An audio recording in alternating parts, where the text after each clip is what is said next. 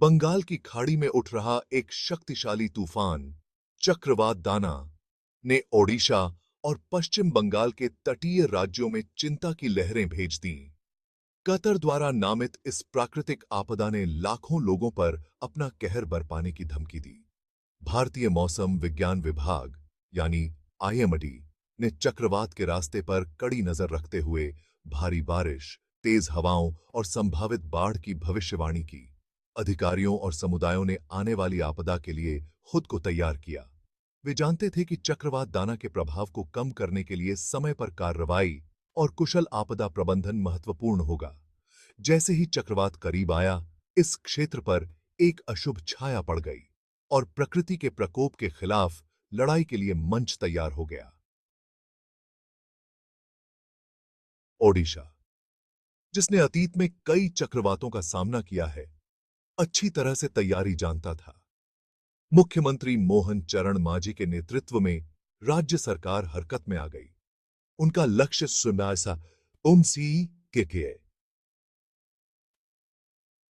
सुनिश्चित करें कि कोई जनहानि ना हो। संभावित रूप से खतरनाक तटीय इलाकों के लिए लोगों को सुरक्षित आश्रयों में जाने का आग्रह करते हुए निकासी के आदेश जारी किए गए। 5,80,000 से ज्यादा लोगों को उनके घरों से राज्य भर में स्थापित सैकड़ों चक्रवात आश्रय स्थलों में ले जाया गया। भोजन, पानी और चिकित्सा आपूर्ति से लैस ये आश्रय स्थल तूफान के प्रकोप से बचने की तलाश करने वालों के लिए अस्थायी आश्रय बन गए। राष्ट्रीय आपदा प्रक्रिया बल यानी एनडीआरएफ और ओडिशा आपदा त्वरित कार्रवाई बल यानी ओडीआरएफ सहित राज्य मशीनरी को बचाव और राहत कार्यों के लिए रणनीतिक रूप से तैयार किया गया था। आधी रात के आसपास चक्रवात दाना ने अपनी उपस्थिति दर्ज कराई। यह 110 किलोमीटर प्रति घंटे की रफ्तार से हवाओं के साथ ओडिशा तट से टकराया। भद्रक, केंद्रपाड़ा, बालासोर और जगत सिंहपुर जिलों को तूफान का सबसे ज्यादा सामना करना पड़ा। गरजती हवाओं ने पेड़ों को उखाड़ दिया, रूफ्स उड़ा दी और बिजली की लाइनों को बाधित कर दिया, जिससे कई इलाके अंधेरे में डूब गए। भारी बारिश के कारण व्यापक बाढ़ आ गई, जिससे घरों और व्यवसायों में पानी भर गया। संचार नेटवर्क बाधित हो गए, जिससे अधिकारियों के लिए शुरुआती प्रभाव का आकलन करना चुनौतीपूर्ण हो गया। हालांकि इस अराजकता के बीच आशा की एक किरण थी। ओडिशा ने चक्रवात के प्रकोप के बावजूद किसी के जान जाने की सूचना नहीं दी। भाग 4, पश्चिम बंगाल में तूफान का कहर। जहां ओडिशा को चक्रवात के टकराने का खामियाजा भुगतना पड़ा, वहीं पड़ोसी राज्य पश्चिम बंगाल ने भी इसका प्रभाव महसूस किया। तूफान हालांकि कमजोर पड़ गया था, राज्य के कुछ हिस्सों में भारी बारिश और तेज हवाएं लाया। दक्षिण 24 परगना और पूर्वी मिदनापुर जैसे तटीय जिलों में भारी वर्षा हुई, जिससे निचले इलाकों में जल भराव हो गया। राज्य की राजधानी कोलकाता में भी भारी बारिश हुई, जिससे सामान्य जनजीवन अस्त व्यस्त हो गया। मुख्यमंत्री ममता बनर्जी के नेतृत्व में राज्य सरकार ने एहतियाती कदम उठाते हुए लोगों को संवेदनशील इलाकों से निकाला था और राहत शिविर स्थापित किए थे। दुखद रूप से दक्षिण 24 आज परगना में एक व्यक्ति की जान चली गई, जो प्रकृति की विनाशकारी शक्ति की एक बड़ी याद दिलाता है।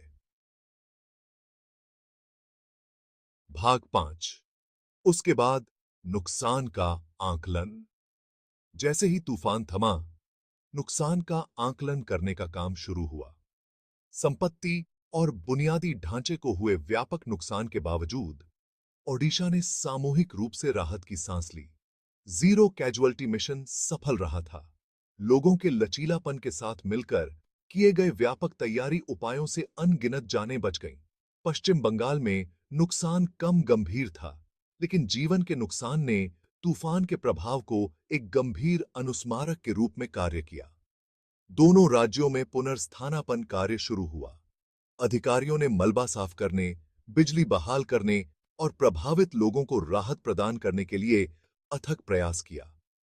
ठीक होने की राह लंबी थी, लेकिन लोगों का हौसला अटूट था। भाग 6। सीखे गए सबक, तैयारी और लचीलापन। चक्रवात दाना ने, जबकि प्रकृति की एक विनाशकारी शक्ति, ने तैयारी के महत्व और मानव लचीलापन की अदम्य भावना पर प्रकाश डाला। ओडिशा का जीरो कैजुअल्टी मॉडल चक्रवातों के साथ उनके अनुभव का एक प्रमाण, अन्य तटीय राज्यों के लिए एक उदाहरण के रूप में कार्य करता है। संवेदनशील आबादी को निकालने, चक्रवात आश्रय स्थापित करने और आपदा प्रक्रिया टीमों को तैनात करने का सक्रिय दृष्टिकोण जीवन रक्षक साबित हुआ। अनुभव ने मजबूत आपदा प्रबंधन योजनाओं, पूर्व चेतावनी प्रणालियों और सामुदायिक जागरूकता कार्यक्रमों की आवश्यकता को और मजबूत किया। इसने सामूहिक प्रयास के महत्व और विपत्ति के समय एकता की शक्ति को रेखांकित किया। भाग 7। मानवीय भावना का प्रमाण। चक्रवात दाना अन्य प्राकृतिक आपदाओं की तरह विनाश का एक निशान छोड़ गया, लेकिन इसने मानवता का सबसे अच्छा प्रदर्शन भी किया।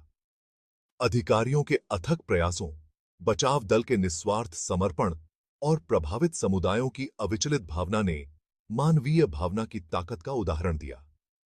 चक्रवात ने एक अनुस्मारक के रूप में कार्य किया कि जबकि हम प्रकृति के प्रकोप को नियंत्रित नहीं कर सकते हैं, हम तैयारी, लचीलापन और करुणा के माध्यम से इसके प्रभाव को कम कर सकते हैं। जैसे ही प्रभावित समुदायों ने टुकड़ों को उठाया और पुनर्निर्माण का काम शुरू किया, उन्होंने यह जानते हुए ऐसा किया कि वे अकेले नहीं हैं। पूरे देश से समर्थन और एकजुटता का उभार आशा की किरण के रूप में कार्य करता है, सभी को याद दिलाता है कि सबसे अंधेरे समय में भी मानवीय भावना किसी भी चुनौती को पार कर सकती है।